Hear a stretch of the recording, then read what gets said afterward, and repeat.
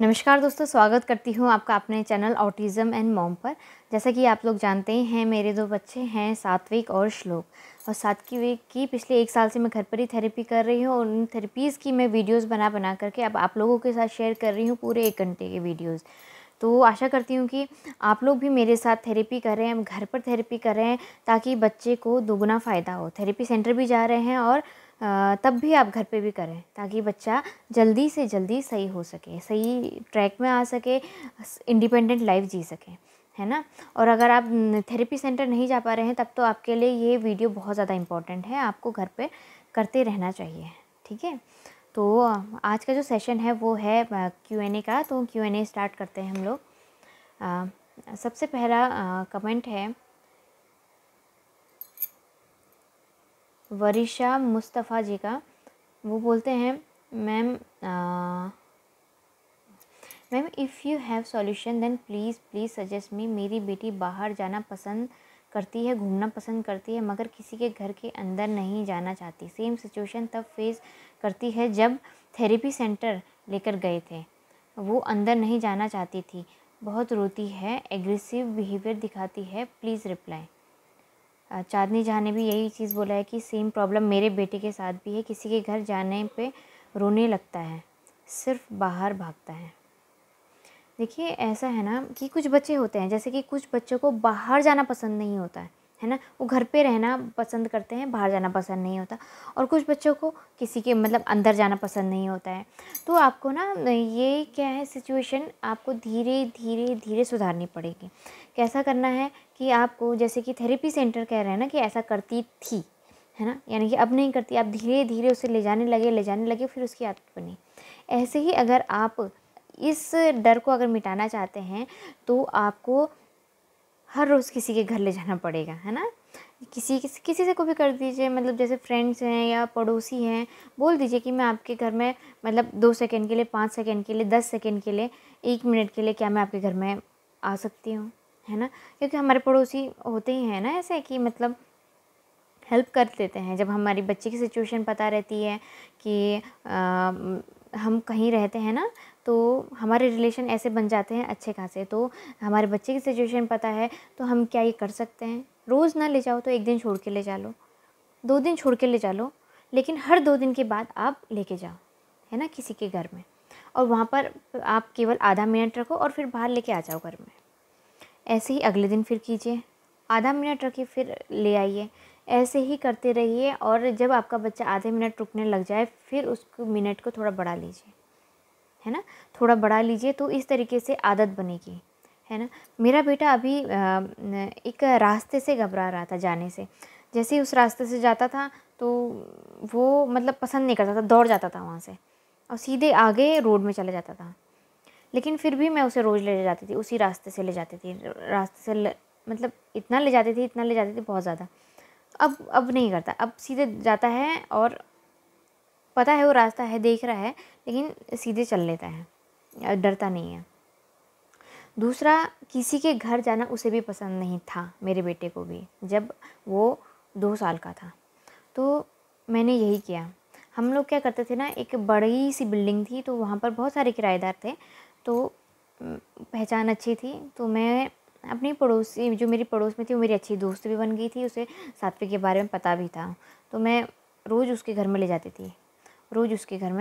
थी, पहले मैं क्या करती थी ना कि मैं उसे कुछ खाने की चीज़ें, जो ना सात्विक की फ़ेवरेट चीज़ें हैं, मैं वो वहाँ दे दूँगी, और फिर वो रख लेगी पहले।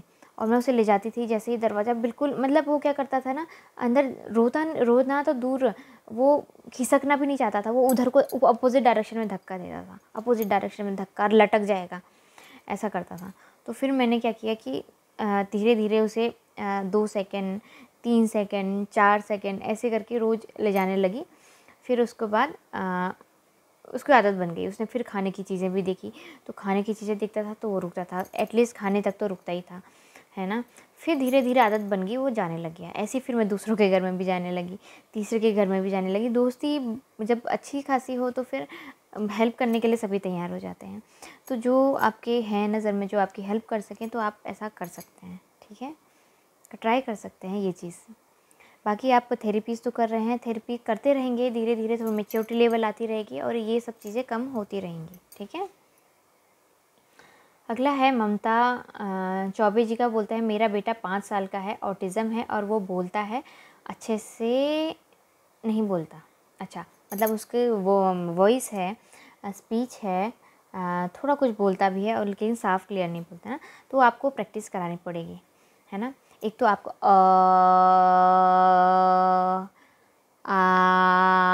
ऐसी देर तक वाली ऐसी प्रैक्टिस करानी पड़ेगी, नंबर 1। और दूसरी क ख ग व्यंजन जो होते हैं उसकी भी प्रैक्टिस करानी पड़ेगी।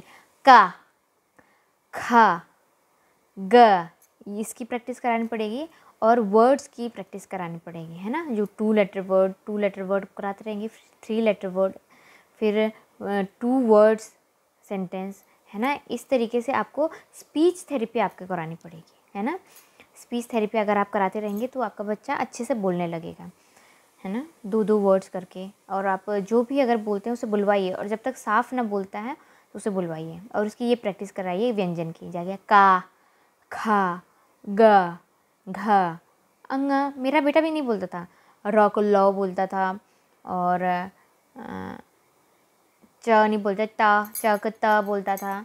अब सब बोलता है, च भी बोलता है, र भी बोलता है, सब कुछ अच्छे से बोल लेता है ना। तो थोड़ी सी प्रैक्टिस करानी पड़ेगी। स्पीच थेरेपी में भी यही होता है, प्रैक्टिस कराते हैं, बस का, खा, गा रोज़ बुलवाते हैं। थोड़ा यहाँ पर थेरेपी करते हैं, वोकल कॉर्ड अगर खुली नहीं हुई है तो ब्लोइंग एक्सरसाइज कराते हैं, है ना। ब्लोइंग मतलब फूंक मारना, ऐसे करेंगे ना तो हमारे यहाँ पर ज़ोर पड़ता है।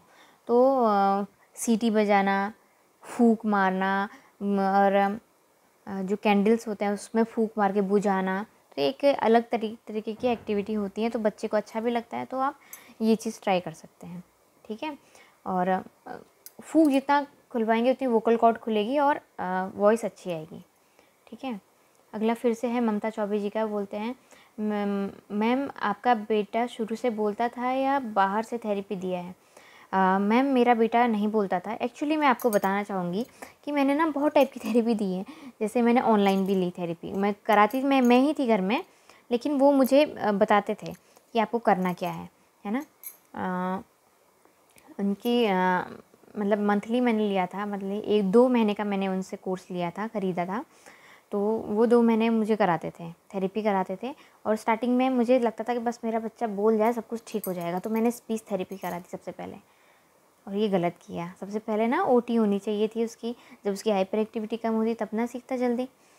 तो मैंने सबसे पहले स्पीच थेरेपी दे दी। मतलब उसने थोड़ा बहुत अ आ ई मतलब ABC उसने बोलना सीखा, लेकिन जितनी जल्दी बोलना चाहिए था उतना जल्दी नहीं करा उसने। फिर उसके बाद मैं चंडीगढ़ में कुछ टाइम थेरेपी कराई, कुछ महीने थेरेपी कराई। उसके बाद मैंने ओटी स्टार्ट करी हल्द्वानी में।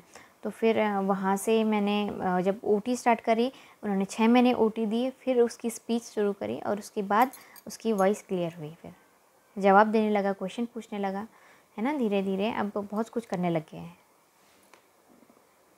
अगला है धारा व्यास जी का, बोलते हैं मैम मेरा बेटा 4.8 ईयर का है, उसे हु वेयर व्हाट का आंसर देता है बट समटाइम कंफ्यूज हो जाता है और समटाइम सॉन्ग लाउड या इमोशनल हो या उसे पसंद ना हो तो रोने लगता है और बोलता है कि स्विच ऑफ द टीवी। और कई बार उसे कुछ याद आ जाए तो काउ कैट बुक में से जो बोला हो वो बोलने लगता है।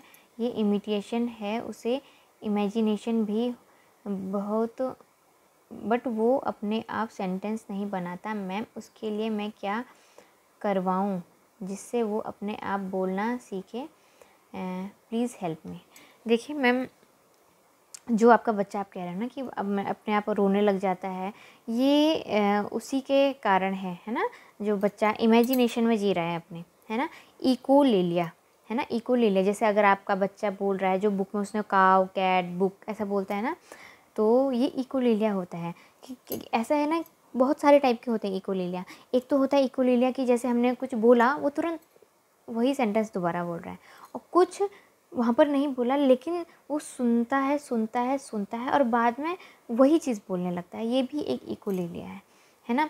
तो ये धीरे धीरे धीरे करके ख़त्म हो जाएगा। मेरे बच्चे को भी है, वो बोलता है ना आजकल, उसने क्या बोलना सीखा है, अभी नहीं मिलेगा, खाली खाली बोलता है, खाली खाली बोलना शुरू कर देगा, अभी नहीं मिलेगा, अभी नहीं मिलेगा, फिर हंसता है, ही हंसता है ना। तो मैं इस चीज़ से डरना नहीं है पहली बात तो, और धीरे धीरे ठीक होगा।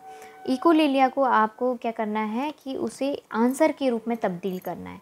क्वेश्चन आंसर आप कह रहे हैं ना, व्हाट वेयर के आंसर कभी देता है और कभी कंफ्यूज हो जाता है। क्या क्या तो वो ठीक कैसे होगा, वो ठीक ऐसे होगा प्रैक्टिस से। आप रोज़ उसकी प्रैक्टिस कराइए, प्रैक्टिस कराते कराते कराते कराते वो कन्फ्यूज़न उसका सब कुछ दूर हो जाएगा। जितनी आप प्रैक्टिस कराएंगे उतना अच्छा होगा। और आपने क्या बोला था, इमिटेशन है, लगता है इमिटेशन है, इमिटेशन हाँ मतलब वही इमिटेशन है। इमिटेशन से हम इकोलिलिया लेके आते हैं ना, इकोलिलिया है उसे, इकोलिलिया की वजह से होता है। और धीरे धीरे इकोलिलिया जैसे कि तुरंत वाला जो इकोलिलिया है उससे हम लोग जवाब देना सिखा सकते हैं, ये क्या है, ये कौन है ना। और फिर आंसर करवाना सीखना है ना। वो जैसे मेरे से कुछ भी चीज़ लेने से पहले बोलता है, ऐसे पकड़ेगा, माँ ले लूँ, पूछता है, ये क्या है, ये प्रैक्टिस से तो आया है। भले अभी भी इकोलिलिया है, जैसे अभी मैं बोल रही थी अपने मेरे बच्चे में ये सब चीज़ है, लेकिन कुछ चीज़ें सीख भी रहा है, कुछ चीज़ हैं अभी, और कुछ चीज़ रहेंगी अभी काफ़ी टाइम तक, है ना। धीरे धीरे धीरे धीरे ठीक होंगी। पहले तो मैं बहुत ज़्यादा फ्रस्ट्रेट हो जाती थी कि अभी इतना टाइम हो गया, अभी तक ये भी नहीं सीखा, अभी तक वो भी नहीं सीखा, ऐसा लगता था कि मुझे कहीं लेट हो रहा है। लेकिन धीरे धीरे वो इतना कुछ सीख गया है ना, बहुत ज़्यादा कुछ सीख गया है। क्यों? क्योंकि उसकी मैं रेगुलर थेरेपी कर रही हूँ बिना किसी एक्सपेक्टेशन के, है ना। तो आपको भी रेगुलर थेरेपी देनी है, वो धीरे धीरे धीरे धीरे ठीक हो जाएगा, है ना। इकोलिलिया हार्ड एक टाइम तक फिर सही हो जाता है। जब बच्चा 6 साल का हो जाए ना, तब उसका इकोलिलिया खुद ब खुद ठीक होने लग जाता है। लेकिन आपको उसकी हाइपर एक्टिविटी उसकी कम करनी पड़ेगी इसके लिए, और रोज़ थेरेपी देनी है इसलिए, ठीक है। अगर आप 2 बार थेरेपी देंगे तो आप उसके लिए और ज़्यादा सही हो जाएगा, ठीक है। अगला है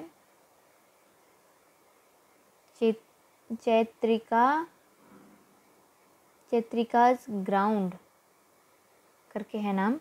वो बोलते हैं, hello ma'am, thanks for the good videos. Firstly my daughter has been doing same for the first time today. She listen raining in the balcony, so what can we do.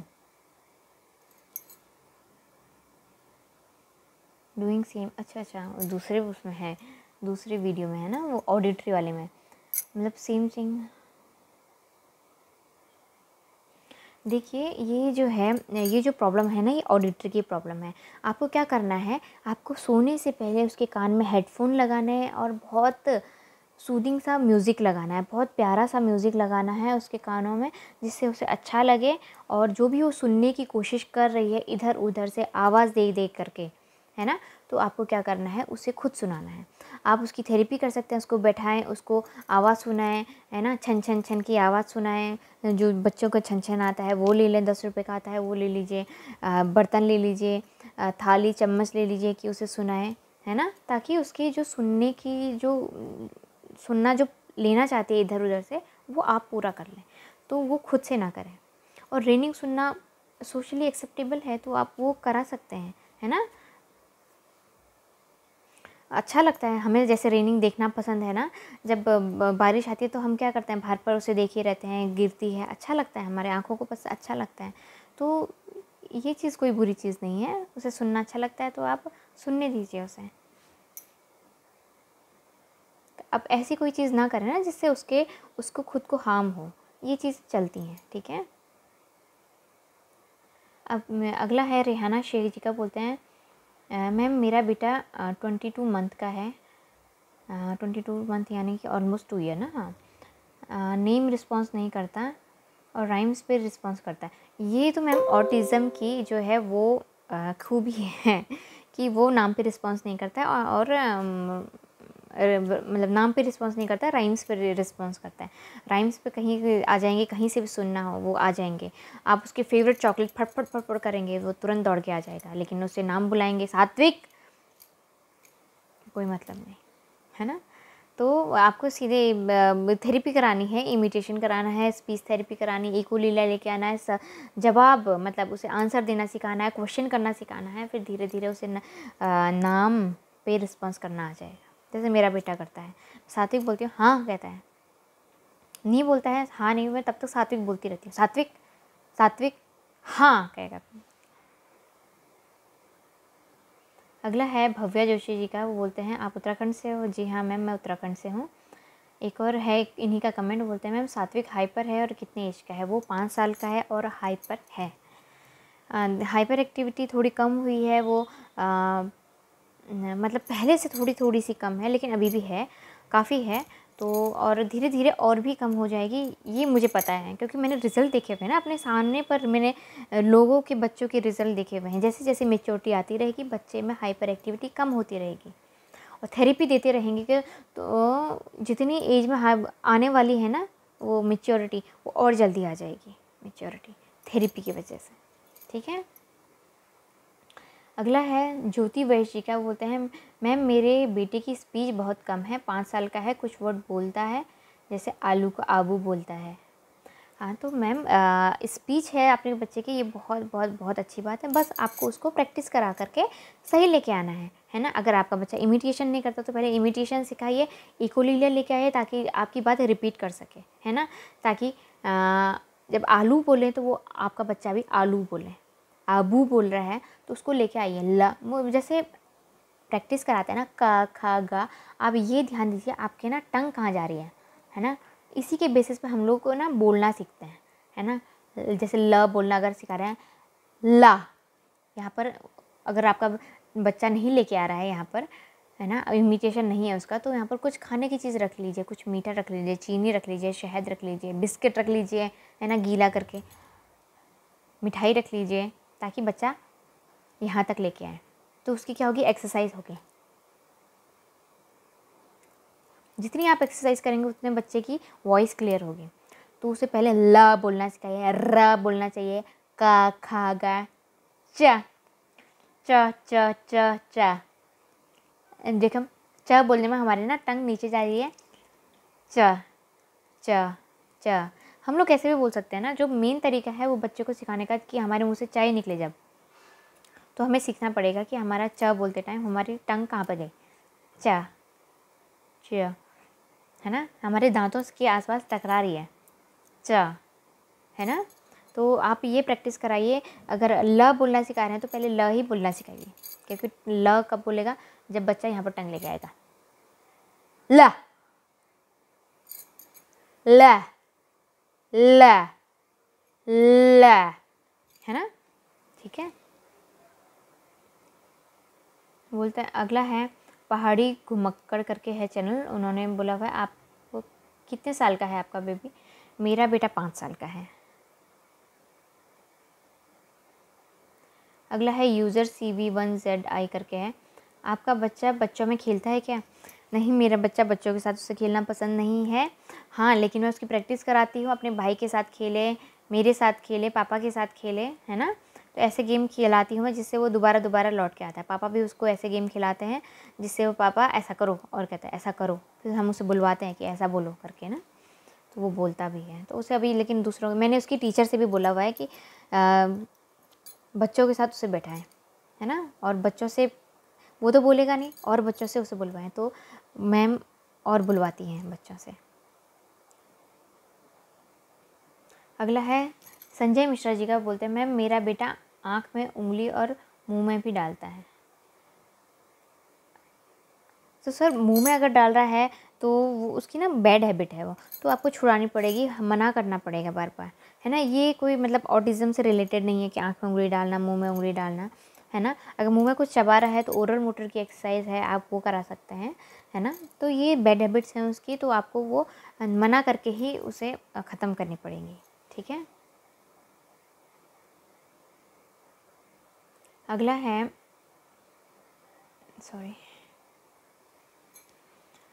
अगला है परकी पीपल्स करके है नाम, उनका है ma'am मेरा बेटा हेड बैंग करता है जब वो गुस्सा होता है, दिन में बहुत बार करता है और वो नॉन वर्बल है, आई कांटेक्ट कम करता है, नेम रिस्पॉन्स नहीं है, 2.10 एज का है, हेड बैंग को रोकने के लिए क्या करें? मैम हेड बैंग ना 2 टाइप के भी होते हैं। एक तो सेंसरी इश्यूज़ की वजह से अगर हेड बैंग कर रहा है तो आपको ना थोड़ा उसकी थेरेपीज़ अच्छे से करानी पड़ेगी, और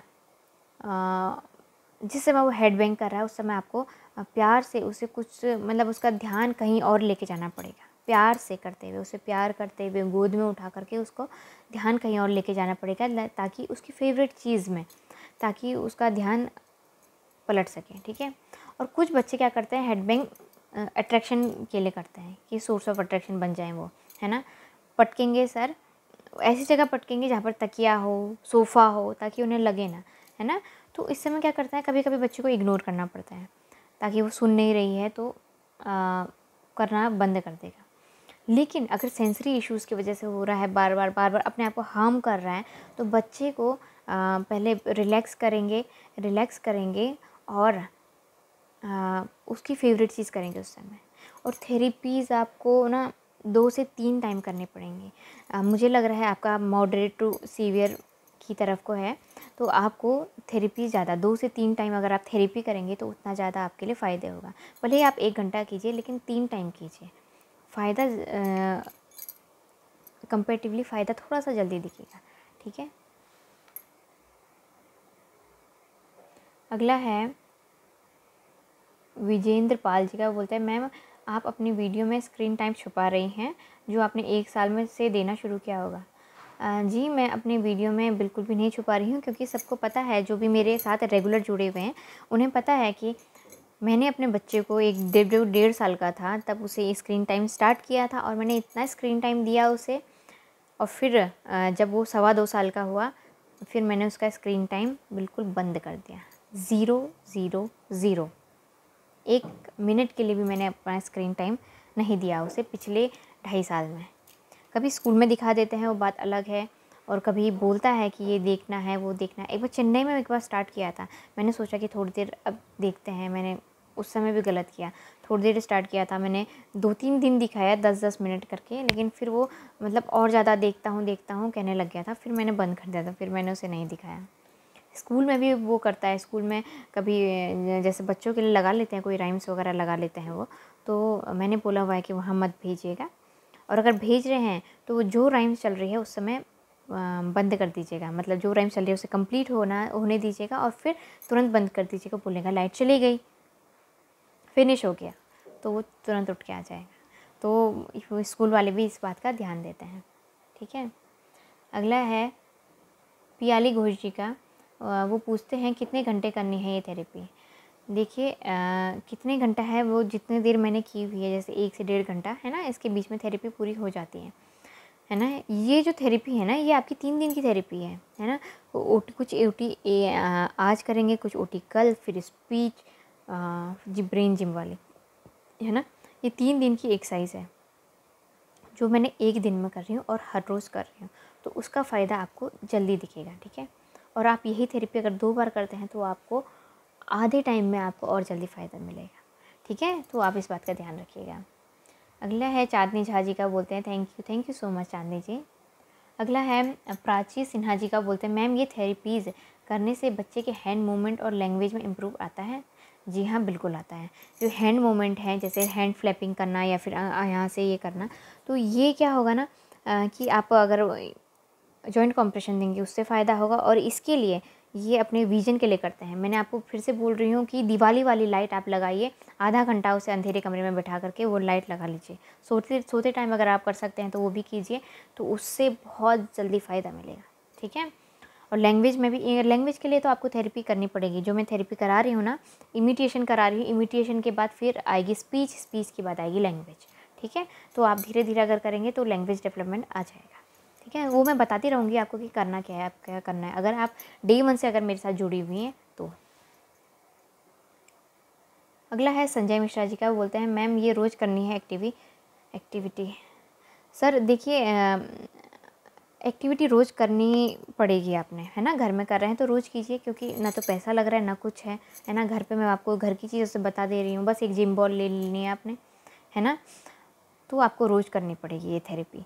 और कहीं कहीं थेरेपी में ना हफ्ते में 3 दिन या हफ्ते में 2 दिन ऐसे लेके जाते हैं। क्यों? क्योंकि थोड़ा फाइनेंशियली प्रॉब्लम रहती है इस वजह से, है ना। तो इसलिए वो लोग इस तरीके से प्लान बनाते हैं। लेकिन अगर हम घर में कर रहे हैं तो रोज़ दीजिए, ठीक है। जी हाँ, आप पूछ रहे हैं ना ये ओटी एक्सरसाइज, स्पीच थेरेपी, ये सब चीज़ अगर आप रोज़ देंगे उतनी जल्दी फ़ायदा होगा, और 2 बार देंगे दिन में तो और जल्दी फ़ायदा होगा। अगला है इंदु शिवपुरिया चंद्रवंश करके नाम है। तो वो बोलते हैं, मैम आपने अपने बच्चे को बैठाना कैसे सिखाया? कितने समय थेरेपी के बाद आपके बच्चे की हाइपर एक्टिविटी कम हुई? मेरी बेटी बैठती तो है पर सिर्फ काम करवाती है उतनी देर, फिर कंटिन्यू चलती रहती है, बैठती नहीं है। प्लीज़ सजेशन दें। देखिए मैम, ऐसा है, ये मेरा बेटा भी करता है। जितनी देर उसकी एक्टिविटी रहती है, 1.5 घंटे की है ना, उतनी देर वो बैठा रहेगा, फिर उसके बाद वो भागता है। लेकिन मैंने उसके लिए क्या किया ना, कि जो एक्टिविटी उसे पसंद है, जैसे उसे कलर करना पसंद है, एक टाइम में उसे पढ़ना पसंद था, अब आजकल कलर पे ज़्यादा फोकस है उसका। अब पूरे दीवार में उसने कलर कलर कलर कर दिया है ना। तो मैं उसको क्या करती थी कि वो दे दूँगी बना करके, एप्पल, बनाना, खूब सारे पेजेस में, A4 साइज़ के पेजेस बिखरा देती थी उसके सामने, और उसमें कलर करो करती थी। वो बैठा रहता था, कलर करता रहेगा, बैठा रहेगा, कलर करता रहेगा, है ना। तो उससे क्या होगा कि उसके भागना कम हुआ, है ना। जब बाहर जाता है, जब भी वो भागता तो है अभी भी, लेकिन अंदर जब भी रहता है, जितनी देर बैठा रहता है, अंदर रहेगा, तो मैं उसको कुछ ना कुछ एक्टिविटी दे देती हूँ। कभी कुछ ऐसे दे दूँ जो भी उसको पसंद हो वो चीज़ बैठने के लिए, और जो चीज़ पसंद ना हो वो चीज़ मैं अपने सामने उससे करवाती हूँ, है ना। तो आप अपने बेटे को अगर बैठाना चाहते हैं तो उसकी फेवरेट चीज़ उसे दे दीजिए करने के लिए, कुछ भी काम। अगर उसे ऐसी चीज़ें, मतलब टेक्टाइल सेंस की प्रॉब्लम है और ऐसी चीज़ों से खेलना पसंद है ना, कीचड़ विचड़, तो आप एक पॉलीथीन बिछा दीजिए, उसमें आटा रख करके भिगा दीजिए, वो अपने आप खेलते रहेंगे, पानी भी होगा, आटा भी होगा, तो वहाँ पर वो खेलते रहेंगे बच्चे, है ना। तो इस टाइप की आप एक्टिविटी दे सकते हैं। अगला है फारा फना SD करके नाम है। वो बोलते हैं, थैंक यू मैम, आपको रोज़ फॉलो करती हूँ। मेरा बेटा 6 इयर्स का है, समझता है, मामा पापा नहीं बोलता, उसकी थेरेपी करवाइए। जी मैम, आप ज़रूर कीजिए थेरेपी। आप मेरे से इतनी एक्सपेक्टेशन कर रही हैं ना, इसलिए मेरा मन करता है कि मैं थेरेपी आपके लिए रोज़ करूँ। ऐसे ही आपके जैसे और भी हैं जो मेरे साथ रोज़ थेरेपी कर रहे हैं, इसलिए मैंने ये डाल रही है 365 दिन का, 1 साल के लिए मैं डालूँगी थेरेपी। और आप देखते रहेंगे, आप धीरे धीरे देखते रहेंगे, खुद ब खुद फ़र्क नज़र आएगा आपको, ठीक है।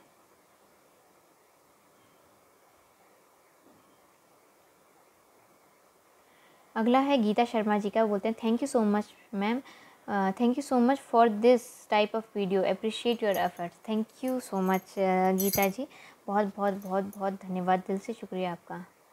अगला है नीरू गुर्जर जी का। वो बोलते हैं, हेलो डियर, आपने अपने बेटे को सवाल पूछना कैसे सिखाया? Please please please reply. देखिए नीरू जी, मैंने अपने बेटे को कैसे सिखाया कि मतलब सवाल पूछना ना ये क्या है, तो वो ना जब भी मेरे से आता था, कुछ भी उसे पूछना होता तो मेरा हाथ पकड़ के पॉइंट करेगा, है ना, एप्पल, तो कहेगा, मतलब जो उसे पूछना होता था, पूछता नहीं था, बस उंगली करेगा, तब मैं उसे बताती थी। जब मैं उसे ऑब्जेक्ट आइडेंटिफिकेशन करा रही थी ना, एप्पल, मैंगो, बनाना, है ना, तो फिर उसका जब स्पीच आ गई तो वो खुद बोलता था एप्पल, मैंगो, बनाना, ये वो रोज़ पढ़ता उसकी रिपीटेटिव बिहेवियर की वजह से। तो वो एप्पल बोले उससे पहले मैं ये पूछती थी, ये क्या है, तो वो बोलता था एप्पल। उसे बोलना ही था एप्पल, वो मेरे सवाल का जवाब नहीं देता था, है ना।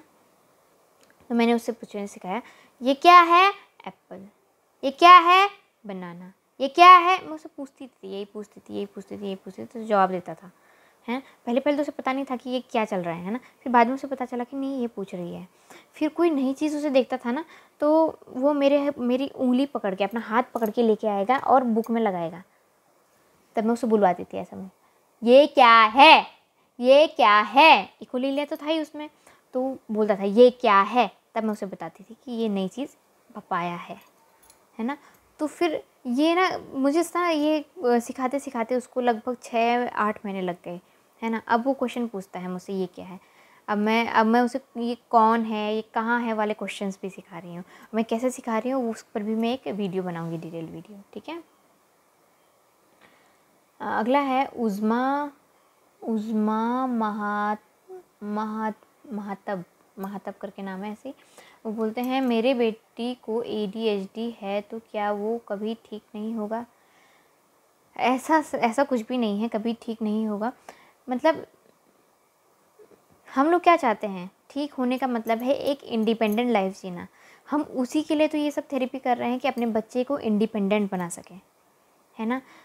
ADHD बच्चे, चाहे ऑटिज़म हो, चाहे ADHD हो, चाहे एस्पर्जर हो, तो सारे बच्चे क्या हैं, वो इंडिपेंडेंट हो सकते हैं, 100% हो सकते हैं। 100% अगर बच्चा इंडिपेंडेंट हो गया तो इसका मतलब वो ठीक हो गया। कुछ परेशानियाँ तो आप में भी होंगी, कुछ परेशानियाँ मेरे में भी हैं, है ना, जो कि सोशली एक्सेप्टेबल नहीं होती हैं, है ना। तो ये सब चीज़ ऐसा नहीं है, परफेक्ट कोई भी नहीं होता है। अब कुछ चीज़ उसमें रह जाएंगी, जैसे उसे आई कॉन्टैक्ट, बातें करेगा लेकिन आई कॉन्टैक्ट नहीं करेगा, उसे पसंद नहीं होगा। तो लेकिन क्या है, अपने जीवन जीने की जो दिनचर्या है वो तो पूरा कर ही रहा है, बस वो आई कॉन्टैक्ट नहीं कर रहा है। उसे जब किसी से बात करना ही पसंद नहीं है, ना करे बात, लेकिन अपना तो काम कर रहा है वो, जो अपने जीवन की जो दिनचर्या है वो निकाल ले रहा है कैसे भी, है ना। तो आप इस बात की टेंशन मत लीजिए, कभी ठीक नहीं होगा, सब ठीक होते हैं, सब इंडिपेंडेंट बनते हैं। कुछ ना कुछ किसी में कुछ रह जाता है, किसी में कुछ नहीं रहता है, सब कुछ बिल्कुल ठीक हो जाता है ना। तो आप बिल्कुल टेंशन मत लीजिए, आपका बच्चा इंडिपेंडेंट लाइफ जिएगा जितनी आप उसके साथ मेहनत करेंगी, ठीक है। अगला है अयांश करके हैं, वो बोलते हैं nice. Thank you ma'am, thank you so much ma'am. तो आज का ये वीडियो में यहीं पर ख़त्म करते हैं। मेरे बच्चे आने वाले होंगे, अब उनके लिए थोड़ा खाना बनाना है, थोड़ा बिज़ी भी रह जाती हूँ, फिर थेरेपी भी करनी है। तो अभी आज का ये वीडियो यहीं पर ख़त्म करते हैं, मिलते हैं फिर अगली वीडियो में, तब तक के लिए बाय बाय।